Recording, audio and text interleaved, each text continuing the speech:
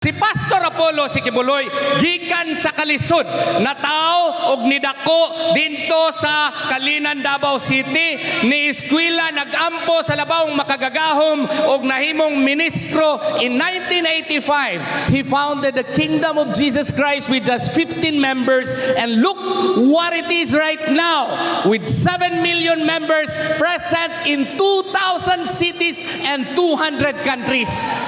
Tungod sa mga achievements nga gisulti ni Ma'am Elizabeth, karon siya object of envy. Tungod lagi sa kalaban sa pamulitika, gipintahan siya og itom og ang uban kaninyo nagtuo siya nga rapist na, dili ba? Apan mga kaigsunan, diretso nga istoryahay. Kana nga rape politika lamang. Ngano gi-rape kuno ang complainant 2014. Migawa sa QOJC 2016. Mi 5 years thereafter, 75 anyos nin taon si Pastor. At the time when it happened, he was already 64 years old. Naabay rape mga kaigsunan. Nga pati witness, wa. Pati police blatter, wa. Pati medical certificate, wa. Ngano ba? Doon na ba'y rape mga kaigsunan? Pati ang SMNI, nga mga TV o radyo, saradaan. Pati ang mga bank deposits sa mga korporasyon nga giisgutan ni Ma'am Elizabeth, siradaan.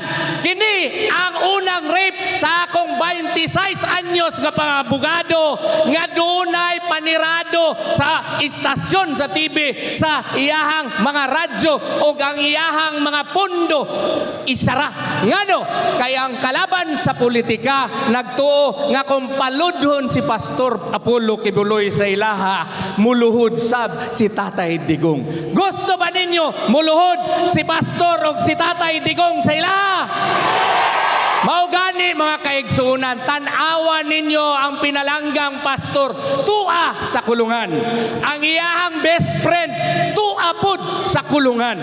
Maugani kamong mga nagaduda, kini si Attorney Torion, erase your doubt. Just like any accused, give him the benefit of the doubt.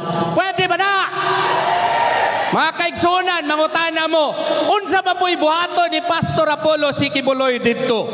He will be your main warrior against corruption. Siya ang muhatag og daghang katigayunan para sa agrikultura, i-improve ni niya kay para ang atong agrikultura musaka na og ang atuang mga government lands nga dili magamit ato na kanang himuon para kita na ang gobyerno na ang muamuma ni ini og katong walay mga trabaho matagaan og trabaho. Dili ba maayo na?